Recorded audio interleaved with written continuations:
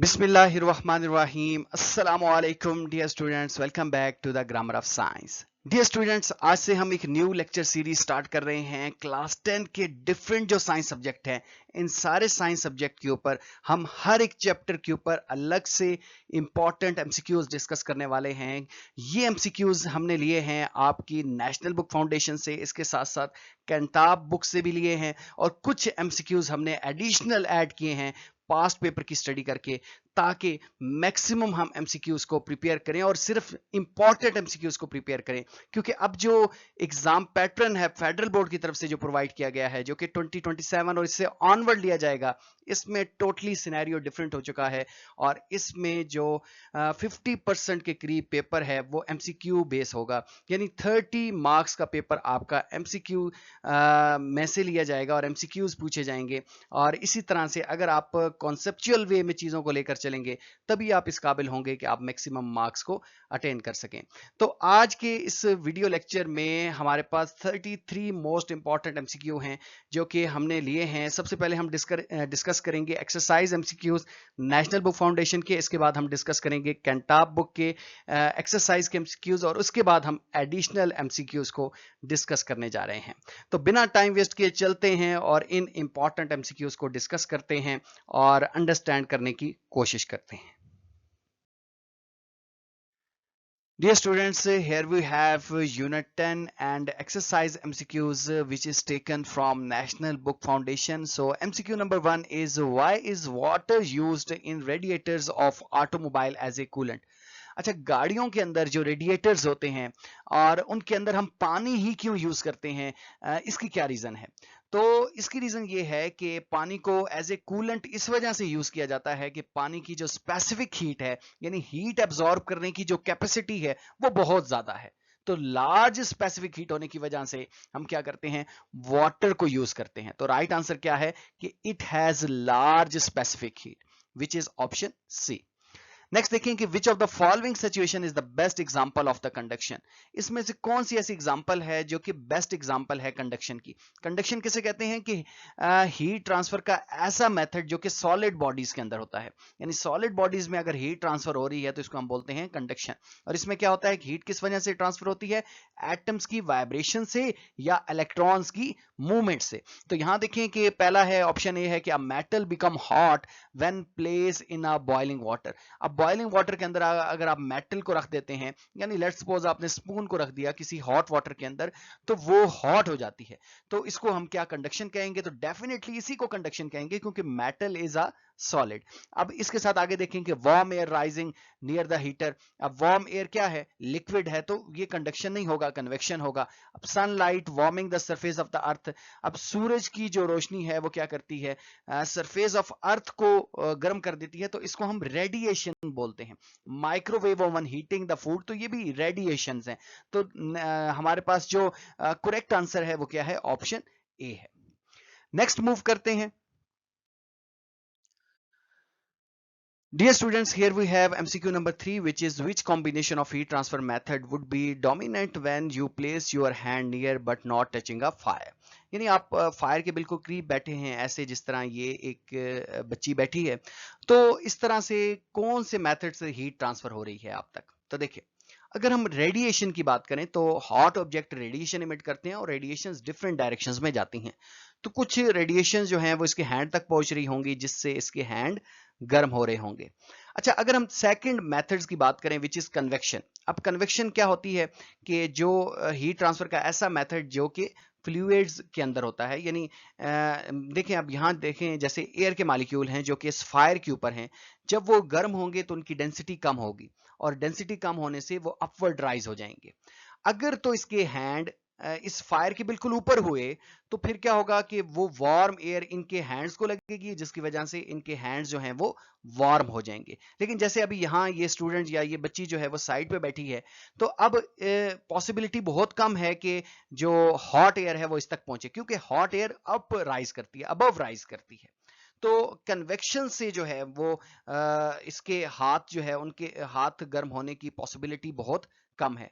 हो सकता है कि कुछ ना कुछ कन्वेक्शन से भी हाथ गर्म हो रहे हों, लेकिन इसकी पॉसिबिलिटी बहुत कम है। और अगर हम तीसरे मेथड की बात करें विच इज कंडक्शन, तो कोई सॉलिड बॉडी नहीं है फायर और इनके हैंड्स के दरमियान, तो इस तरह कंडक्शन से तो हीट ट्रांसफर हो ही नहीं सकती। तो मेन रिस्पॉन्सिबल कौन है हीट ट्रांसफर का? तो रेडिएशन है। और सेकंड में अगर हीट ट्रांसफर हुई इसके हैंड तक, जिस तरह अभी सिनेरियो है, तो फिर क्या होगी? कन्वेक्शन होगी। लेकिन कन्वेक्शन से तब मैक्सिमम हीट ट्रांसफर होगी अगर ये इसके हैंड फायर के बिल्कुल ऊपर हो जाएं। तो अब आप सारे सिनेरियो को समझ चुके हैं। तो यहां देखें कि जो राइट आंसर हमारे पास बनेगा, क्योंकि ऑप्शन के अकॉर्डिंग हमने आंसर देने होते हैं, तो ऑप्शन के अकॉर्डिंग फिर क्या होगा कि रेडिएशन एंड कन्वेक्शन। अब कंडक्शन तो है ही नहीं, तो जितने कंडक्शन वाले हैं वो तीनों ये ऑप्शन इनको निकाल दें, बाकी क्या बनेगा? बचेगा रेडिएशन एंड कन्वेक्शन बचेगा। नेक्स्ट देखिए, नेक्स्ट हमारे पास एमसीक्यू नंबर 4 है कि what is symbol and what is unit for the heat capacity of an object. अब देखें, यहां जो टर्म बोली जा रही है वो है हीट कैपेसिटी, और आपकी बुक में जो पढ़ाई गई थी टर्म वो थी स्पेसिफिक हीट कैपेसिटी। इन दोनों में फर्क है। जो हीट कैपेसिटी है इसको हम कैपिटल सी से रिप्रेजेंट करते हैं, और जो स्पेसिफिक हीट कैपेसिटी है उसको हम स्मॉल सी से रिप्रेजेंट करते हैं। एक डिफरेंस तो इसका ये है। दूसरा डिफरेंस ये है कि स्पेसिफिक हीट हमें ये बताती है कि कोई सब्सटेंस जिसका यूनिट मास 1 kg हो वो कितनी हीट एब्जॉर्ब करेगा। लेकिन जो हीट कैपेसिटी है उसमें हमें इस पर डिपेंड नहीं करती कि मैस कितना, मैस जितना मर्जी हो, तो जितनी मर्जी मैस जो है वो हीट एब्जॉर्ब करेगा उसको हीट कैपेसिटी कहेंगे। मैं एक एग्जांपल से समझाना चाहूंगा। देखें, जैसे लेट्स सपोज हमारे पास 1 kg जो है वो वाटर है। अब 1 kg वाटर जो है वो कितनी हीट एब्जॉर्ब करता है, इसको हम बोलेंगे स्पेसिफिक हीट कैपेसिटी। लेकिन 5 kg वाटर कितनी हीट एब्जॉर्ब करता है, तो इसको स्पेसिफिक हीट कैपेसिटी नहीं कहेंगे, इसको बोलेंगे हीट कैपेसिटी। या 6 kg मेटल जो है वो कितनी हीट एब्जॉर्ब करता है, तो इसको क्या बोलेंगे? हीट कैपेसिटी बोलेंगे। यानी इससे ये नहीं हो रहा कि हमारे पास मैस कितना है, मैस जितना मर्जी हो, तो कोई बॉडी जो हीट एब्जॉर्ब करती है उसको क्या बोलेंगे? हीट कैपेसिटी बोलेंगे। लेकिन जब मैस 1 kg हो जाएगा तब जो बॉडी हीट एब्जॉर्ब करेगी उसको बोलेंगे स्पेसिफिक हीट कैपेसिटी। ठीक है, तो स्पेसिफिक हीट कैपेसिटी बेसिकली ये बताती है कि नेचर ऑफ सब्सटेंस क्या है। ठीक है, और हीट कैपेसिटी ये नहीं बताती कि नेचर ऑफ सब्सटेंस क्या है। और वो मैस जितना मर्जी हो, जो हीट उसके 1 kg एब्जॉर्ब करता है तो 5 kg कितनी एब्जॉर्ब करेगा? 5 से मल्टीप्लाई कर देंगे। तो यहां हमारे पास जस्ट ये होता है, यानी अगर हमें इसकी यूनिट की बात करें तो हीट कैपेसिटी क्या है? जाउल पर केल्विन है। यानी heat absorb by rise it's 1 kelvin और 1 डिग्री सेल्सियस। यानी अगर 1 जाउल की हीट एब्जॉर्ब करती है कोई बॉडी, तो वो अपने टेम्परेचर को कितना राइज करेगी, इन दोनों के दरमियान जो रेशियो होती है इसको बोलेंगे हीट कैपेसिटी। यानी इसमें मैस का जिक्र नहीं आएगा, तो इसकी यूनिट जो बनेगी वो क्या बनेगी? जाउल पर केल्विन बनेगी। ठीक हो गया, तो राइट आंसर क्या बनेगा? ऑप्शन ए बन जाएगा। नेक्स्ट मूव करेंगे। नेक्स्ट हमारे पास है MCQ number 5। If the same amount of heat energy is supplied to the equal masses of two water and copper, why does the temperature of copper increase faster? अब equal message हैं water और copper के, तो math same है। यानी let's suppose 1 kg water है और 1 kg हमारे पास कॉपर है, तो दोनों को हीट एनर्जी सप्लाई कर रहे हैं। तो जो है वो why does the temperature of copper, copper का टेम्परेचर ज्यादा राइज क्यों हो रहा है? तो डेफिनेटली कॉपर की जो स्पेसिफिक हीट होगी वो कम होगी। जितनी स्पेसिफिक हीट कम होगी किसी सब्सटेंस की दूसरे के मुकाबले में, उतना उसका टेम्परेचर दूसरे के मुकाबले में जल्दी राइज हो जाएगा। तो राइट आंसर क्या बनेगा? ऑप्शन ए बनेगा।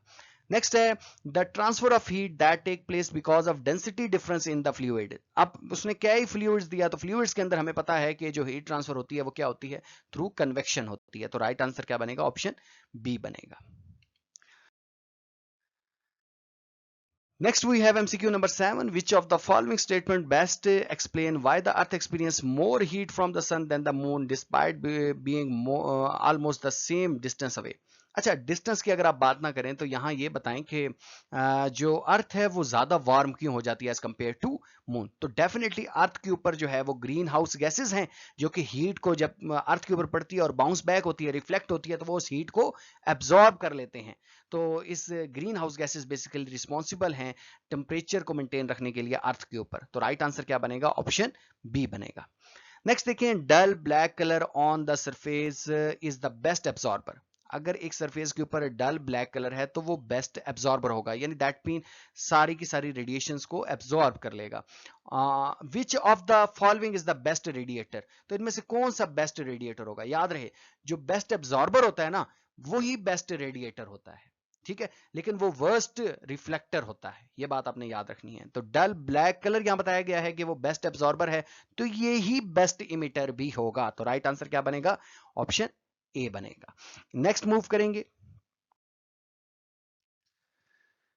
नेक्स्ट हमारे पास एमसीक्यू है कि how does the enhanced greenhouse effect contribute to global warming. तो इसका जो राइट आंसर है वो ये है कि it trap more heat in the earth atmosphere rising the global warming, क्योंकि इसकी वजह से हीट जो है वो अब ज्यादा ट्रैप हो रही है। यानी पहले जो गैसेस थी, ग्रीन हाउस गैसेस थी जो नेचर के अंदर थी, वो क्या करती थी कि वो कम थी, उनकी जो कंसंट्रेशन थी वो कम थी, इस वजह से कम हीट ट्रैप होती थी। लेकिन इंसान बहुत ज्यादा पोल्यूशन कर रहे हैं जिसकी वजह से ग्रीन हाउस गैसेस की कंसंट्रेशन इंक्रीज हो गई है, तो इस वजह से अब ज्यादा हीट ट्रैप हो रही है। तो राइट आंसर क्या बनेगा? ऑप्शन बी बनेगा। नेक्स्ट मूव करेंगे। नेक्स्ट हमारे पास है कि what is the primary driving force behind the movement of tectonic plates. Tectonic plate की जो मूवमेंट्स के पीछे जो ड्राइविंग फोर्स है, प्राइमरी ड्राइविंग फोर्स है, वो कौन सी है? तो राइट आंसर है हमारे पास मेंटल कन्वेक्शन करंट है। अच्छा, ये जो टॉपिक्स हैं ये आपके अब एक्सक्लूडेड हैं, तो इसको इतने तवज्जो देने की जरूरत नहीं है, लेकिन ये बुक में एमसीक्यू था तो इस वजह से हमने इसको यहाँ जिक्र कर लिया। Next, we have MCQ number 11. Which layer of the earth is composed of partially molten rock that can flow slowly? तो कौन सी ऐसी लेयर है जो कि partially molten rock से मिलकर बनी है? तो वो है एस्थीनोस्फेयर। तो राइट आंसर क्या बनेगा? हमारे पास ऑप्शन बी बनेगा। Which of the following extreme weather events is mostly directly associated with the rising sea level. अब सी लेवल, समंदरों का पानी जो है वो राइज हो रहा है, तो इसके पीछे रीजन क्या है? इसके पीछे एक तो रीजन ये है कि टेम्परेचर बहुत ज्यादा हो रहा है इस वजह से, लेकिन जो मेन रीजन है एक्सट्रीम वेदर का वो उसमें ह्यूरिकेन्स जो हैं ये रिस्पॉन्सिबल हैं। तो राइट आंसर क्या बनता है? ऑप्शन सी बनता है। नेक्स्ट अब हम मूव करेंगे और कैंटाब बुक के जो एमसीक्यूज हैं उनको डिस्कस करेंगे। डियर स्टूडेंट्स, अब हम बात करते हैं एक्सरसाइज एमसीक्यूज की जो कि हमने कैंताब बुक से लिए हैं। और इसमें जो पहला एमसीक्यू है वो ये है कि what is the specific heat capacity of water. Water की स्पेसिफिक हीट कैपेसिटी कितनी है? तो आपको पता है कि वाटर की स्पेसिफिक हीट अप्रोक्सीमेटली 4200 जॉल पर केजी केल्विन है। ये अप्रोक्सीमेट है। वैसे मेरे ख्याल में जो बुक में ली गई है नेशनल बुक फाउंडेशन में वो 4198 जॉल पर केल्विन लिखी है, और कैंटाब बुक में भी वैल्यूज जो है वो थोड़ी डिफरेंट है, तो अप्रोक्सीमेटली 4200 जॉल पर केजी केल्विन भी आप कह सकते हैं। नेक्स्ट देखें कि MCQ number 2, which are the following substances has the lowest specific heat capacity. इनमें से कौन सा ऐसा सब्सटेंस है जिसकी स्पेसिफिक हीट कैपेसिटी लो है? तो देखें, जो जितना अच्छा कंडक्टर होगा उसकी स्पेसिफिक हीट कैपेसिटी की वैल्यू उतनी कम होगी, यानी वो उतनी कम हीट एब्जॉर्ब करेगा, ज्यादा हीट आगे भेज देगा, क्योंकि अच्छे कंडक्टर होने की वजह से उसके पास फ्री इलेक्ट्रॉन ज्यादा होंगे और हीट वो ज्यादा ट्रांसफर आगे कर देगा, एब्जॉर्ब कम करेगा। तो इसमें जो सबसे अच्छा कंडक्टर है वो है कॉपर, तो कॉपर की लोएस्ट स्पेसिफिक हीट है। नेक्स्ट अगर हम मूव करते हैं तो नेक्स्ट हमारे पास एमसीक्यू नंबर 3 है कि विच apparatus is essential for measuring the specific heat capacity of a liquid. तो इसमें से कौन सा apparatus है? Calorimeter, thermometer. थर्मोमीटर तो टेम्परेचर को मेजर करता है, स्पेसिफिक हीट को मेजर नहीं करता। बैरोमीटर जो है वो प्रेशर को मेजर करता है, और कैलिपर, ये वर्नियर कैलिपर का मेरे ख्याल में आ गया है खाली कैलिपर। तो इससे हम रीडिंग लेते हैं, तो राइट आंसर हमारे पास बनता है option A, which is calorimeter. Next देखें, why is water used in a calorimeter when measuring solid specific heat capacity. जब हम किसी सॉलिड्स की स्पेसिफिक हीट मेजर कर रहे होते हैं तो हमें वाटर ही क्यों यूज करते हैं कैलोरीमीटर के अंदर? इस वजह से क्योंकि वाटर की जो स्पेसिफिक हीट कैपेसिटी है वो बहुत ज्यादा है, और जिसकी वजह से ये रेजिस्ट करती है टू चेंज इट्स टेम्परेचर। तो राइट आंसर बनता है हमारे पास ऑप्शन बी बनता है। So next MCQ number 5 is what happens when a substance with a low specific heat capacity absorb heat। एक ऐसा substance है जिसकी low specific heat capacity है, जब वो heat absorb करता है तो फिर क्या होगा? It cools down, वो ठंडा हो जाएगा। तो heat absorb करने से ऑब्जेक्ट ठंडा नहीं होता, तो ये तो राइट आंसर नहीं हो सकता। It remains at the same temperature, उसका टेम्परेचर वही रहेगा। अब हीट एब्जॉर्ब कर रहा है फिर भी वही टेम्परेचर रहेगा, ऐसी बात मुमकिन नहीं है। इट हीट्स अप फास्टर, ये जल्दी गर्म हो जाएगा, तो ये इसका राइट आंसर है कि जिसकी जितनी लो स्पेसिफिक हीट होगी वो उतना जल्दी जो है वो टेम्परेचर को इंक्रीज कर लेगा। तो राइट आंसर हमारे पास है option C. Next we have MCQ number 6. How does the specific heat of water benefit the climate of coastal region? अच्छा, अब देखें कि ये हम पढ़ कर आए हैं कि वाटर की लार्ज स्पेसिफिक हीट है, तो इसका क्या बेनिफिट है कोस्टल रीजन को। तो ऑप्शन ए है कि it causes rapid temperature changes, इसकी वजह से टेम्परेचर बहुत जल्दी चेंज हो जाता है। तो ये बात बिल्कुल गलत है। लार्ज स्पेसिफिक हीट होने की वजह से रैपिड नहीं होता बल्कि बहुत टाइम लगाता है। It helps to stabilise the temperature keeping coastal climate moderate. तो ये इसका राइट आंसर हो सकता है कि ये स्टेबलाइज रखता है टेम्परेचर को। ना सर्दियों में बहुत ज्यादा ठंड पड़ती है, ना गर्मियों में बहुत ज्यादा गर्मी पड़ती है कोस्टल एरियाज में। तो राइट आंसर हमारे पास ऑप्शन बी हो जाएगा। Next we have MCQ number 7. How does water high specific heat benefit living organisms? Living organisms को कैसे ये benefit करते हैं? It helps stabilize internal body temperature. तो ये बिल्कुल बात है कि ये internal body temperature को stabilize रखते हैं। नेक्स्ट है कि why is the concept of specific heat important in designing the thermal insulator. अब आप थर्मल इंसुलेटर को डिजाइन कर रहे हैं, यानी आप चाहते हैं कि हीट ट्रांसफर ना हो, इंसुलेशन आप डिजाइन कर रहे हैं, तो इसमें स्पेसिफिक हीट का कॉन्सेप्ट किस हद तक इंपॉर्टेंट है। It helps material maintain their shape. क्या ये शेप मेंटेन रखने के लिए हेल्पफुल है? तो ये बात नहीं है। It helps determine how fast a material heat up. ये डिटरमिन करेगा कि मटीरियल कितना जल्दी हीट अप होता है। It control how much heat energy can be transfer. ये कंट्रोल करेगा कि हीट एनर्जी कितनी ट्रांसफर होती है। It determine the weight of material. ये वेट ऑफ मटीरियल को डिटरमिन करेगा। तो इसका जो राइट आंसर है वो ये है कि it control how much heat energy can be transfer, कि हीट एनर्जी कितनी ट्रांसफर होगी जिस मटेरियल को आप डिजाइन कर रहे हैं इंसुलेशन पर्पस के लिए। तो अगर उसकी स्पेसिफिक हीट आपको पता होगी तो आपको पता होगा कि अगर उसकी स्पेसिफिक हीट कम है तो दैट मीन ये ज्यादा हीट को ट्रांसफर करेगा। अगर उसकी स्पेसिफिक हीट ज्यादा है तो दैट मीन हीट ज्यादा ट्रांसफर नहीं होगी बल्कि वो अपने अंदर ही हीट एब्जॉर्ब कर लेगा। तो इस तरह आपको पता चलेगा कि इंसुलेटर अगर आप बना रहे हैं तो किस तरह हीट एनर्जी जो है वो ट्रांसफर होगी, यानी उसका कंट्रोल के बारे में आपको पता चल जाएगा अगर आप स्पेसिफिक हीट के बारे में जानते हैं तो। MCQ number 9 is why does sand heat up faster than the water? Sand जल्दी हीट अप क्यों हो जाती है? तो ये हमने अपने लेक्चर्स में भी समझा था इसको, और इसकी रीजन ये है कि सैंड की जो स्पेसिफिक हीट है वो वाटर के मुकाबले में बहुत कम है। तो राइट आंसर क्या बनेगा? ऑप्शन बी बनेगा।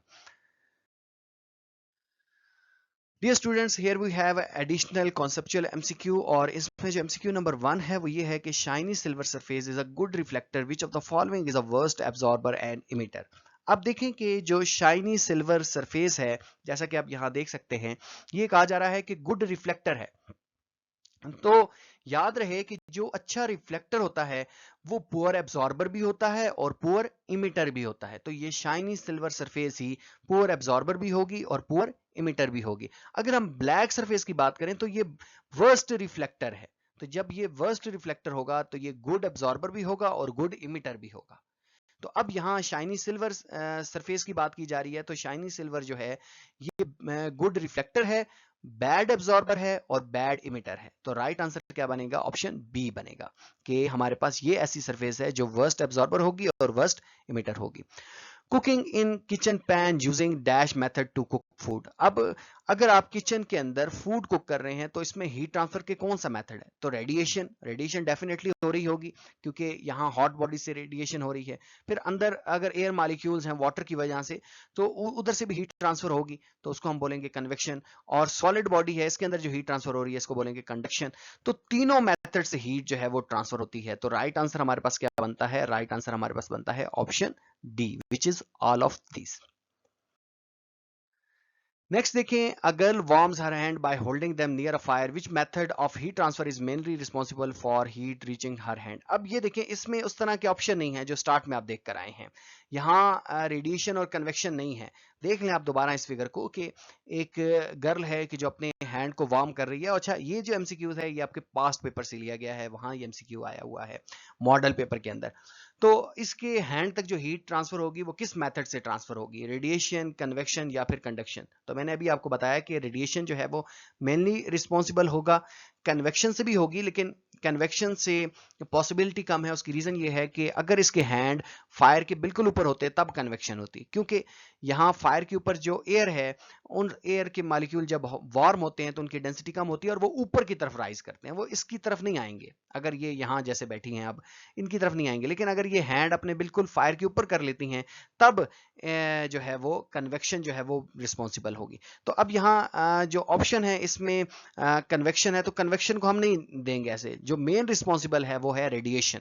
तो यहाँ आप राइट आंसर क्या लिखेंगे? Option C. अच्छा जी, नेक्स्ट देखें कि thermoflask stop the heat transfer through. अब थर्मोफ्लास्क है जिसके अंदर आप चाय वगैरह गर्म रखते हैं लंबे अरसे के लिए, तो इसके अंदर जो हीट ट्रांसफर होती है, ये कैसे हम स्टॉप करते हैं कि हीट ट्रांसफर ना हो, यानी अंदर की हीट बाहर ना निकले? तो इसमें कंडक्शन, कन्वेक्शन और रेडिएशन, यानी तीनों मेथड्स को हम स्टॉप करते हैं हीट ट्रांसफर। कंडक्शन और कन्वेक्शन को कैसे स्टॉप करते हैं? By making vacuum. हम वैक्यूम बना देते हैं, दो वाल्स के दरमियान वैक्यूम क्रिएट करते हैं, तो जिसकी वजह से कंडक्शन और कन्वेक्शन की वजह से हीट ट्रांसफर नहीं होती। और रेडिएशन से बचने के लिए हम क्या करते हैं कि उसकी जो सरफेस होती है, एक सरफेस होती है, आउटर सरफेस होती है, वो शाइनी सिल्वर बना देते हैं, जिसकी वजह से रेडिएशन भी मैक्सिमम जो है वो हम मिनिमाइज कर लेते हैं। तो राइट आंसर क्या बनता है? Option D, which is all of these. Next हमारे पास एमसीक्यू नंबर 5 है, substance has high specific heat. एक सब्सटेंस जिसकी हाई स्पेसिफिक हीट है, इसका क्या मतलब है? हीट अप क्विकली, वो जल्दी गर्म होगा, तो ये मतलब नहीं है। कूल्स डाउन क्विकली, जल्दी ठंडा होगा, तो ये मतलब भी नहीं है। Both heat up and cools down slowly, तो वो गर्म भी देर से होगा और ठंडा भी देर से होगा, तो ये राइट आंसर है, which is option C. Next है breeze continuously blow on the coastal areas due to. अब हवाएं चलती हैं कोस्टल एरियाज में मुसलसल, क्यों चलती हैं?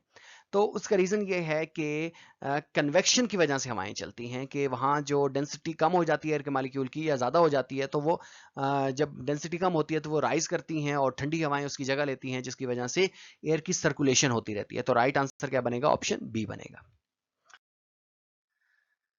नेक्स्ट हमारे पास एमसीक्यू है कि which of the following colour is the good absorber and good emitter but bad reflector. अब इनमें से कौन सा ऐसा कलर है जो अच्छा एब्जॉर्बर है और अच्छा इमिटर भी है? तो याद रहे, ब्लैक कलर ऐसा है जो अच्छा एब्जॉर्बर है और अच्छा इमिटर है। Warm air rises and cool air sink in heated room because of. अभी 2026 का जो एग्जाम हुआ था उसमें ये एमसीक्यूज आया था कि वार्म एयर राइज होती है और कूल एयर सिंक करती है इन हीटेड रूम, एक गर्म कमरे में। तो इसकी क्या रीजन है? इसकी रीजन जो है वो बिकॉज ऑफ कन्वेक्शन है, यानी कन्वेक्शन की वजह से हीट जो है उसकी डेंसिटी कम होती है, तो वो राइज कर जाती है, और ज़्यादा डेंसिटी वाली हीट जो है वो कूलर के हीटर के ऊपर आ जाती है, और इस तरह वो भी फिर वार्म होकर ऊपर राइज हो जाएगी। तो राइट आंसर क्या बनेगा? ऑप्शन बी बनेगा। नेक्स्ट हमारे पास एमसीक्यू नंबर 9 है, to minimise the heat loss due to radiation inner wall of the flask are. अब फ्लास्क की जो इनर वॉल होती है उसके ऊपर वो हाईली सिल्वर्ड होती है, सिल्वर कलर की बनाई जाती है, ताकि वो अच्छा रिफ्लेक्शन वहां हो जाए। हमें अच्छी रिफ्लेक्शन चाहिए होती है, इस वजह से हम वहां उसको सिल्वर कलर का बना देते हैं। तो राइट आंसर क्या बनेगा? ऑप्शन डी बनेगा। The method of heat transfer due to actual movement of molecule. अब कौन सा ऐसा मेथड है जिसमें मॉलिक्यूल्स की एक्चुअल मूवमेंट होती है? तो रेडिएशन में तो मीडियम ही नहीं होता, कन्वेक्शन में मॉलिक्यूल्स एक्चुअल मूव करते हैं, कंडक्शन में मॉलिक्यूल मूव नहीं करते, they just vibrate about their fixed position. तो कन्वेक्शन में जो हीट ट्रांसफर होती है इसमें मॉलिक्यूल्स की मूवमेंट होती है। तो राइट आंसर क्या बनेगा? ऑप्शन बी बनेगा। Here we have MCQ number 11. A metal spoon and wooden spoon are left in a hot cup of tea. After some time, the metal spoon feel hotter. Why? अब दोनों, एक metal spoon है, एक wooden spoon है, इन दोनों को आप एक गर्म चाय के अंदर रख देते हैं, तो जो मेटल स्पून है वो ज़्यादा गर्म हो जाएगी। इसका रीज़न क्या है? इसका रीज़न ये है कि मेटल स्पून जो है उसकी स्पेसिफिक हीट कम होगी, एक तो ये भी रीज़न है। दूसरा ये है कि metal absorb more heat than wood. Metal जो है वो ज़्यादा हीट एब्जॉर्ब करेगा, क्यों करेगा? तो राइट आंसर ऑप्शन ए बनेगा। तो ये बात नहीं है। Metal is better conductor of heat than wood. तो मेटल बेटर कंडक्टर है, अच्छा कंडक्टर है, तो जो जितना अच्छा कंडक्टर होगा उतनी ज़्यादा जो है वो जल्दी वार्म हो जाएगा, यानी उसकी स्पेसिफिक हीट की कैपेसिटी लो होगी और वो उतना जल्दी वार्म हो जाएगा। नेक्स्ट हमारे पास एमसीक्यू नंबर है 12 है कि the fastest way of heat transfer is. Heat transfer का जो तेज तरीन मेथड है वो कौन सा है? तो डेफिनेटली रेडिएशन है, क्योंकि रेडिएशन जो है वो इसमें जो हीट ट्रांसफर होती है थ्रू इलेक्ट्रोमैग्नेटिक वेव्स होती है, और ये जो इलेक्ट्रोमैग्नेटिक वेव्स ट्रांसफर होती हैं through the speed of light, और इससे तेज कोई भी स्पीड नहीं है। डियर स्टूडेंट्स, अब ये हमारे पास थे एमसीक्यूज जिसमें हमने देखे पास्ट पेपर के एमसीक्यूज, सॉरी जिसमें हमने देखे कुछ नेशनल बुक फाउंडेशन की बुक के एक्सरसाइज एमसीक्यूज, फिर कैंटाब के देखे, और लास्ट में हमने एडिशनल एमसीक्यूज देखे। इस तरह हम हर एक यूनिट के ऊपर एमसीक्यूज बनाएंगे और इससे आप लोगों की तैयारी बहुत अच्छे से हो जाएगी। तो मिलेंगे न्यू वीडियो लेक्चर के साथ। अपना बहुत ख्याल रखिएगा, तब तक के लिए अल्लाह हाफिज।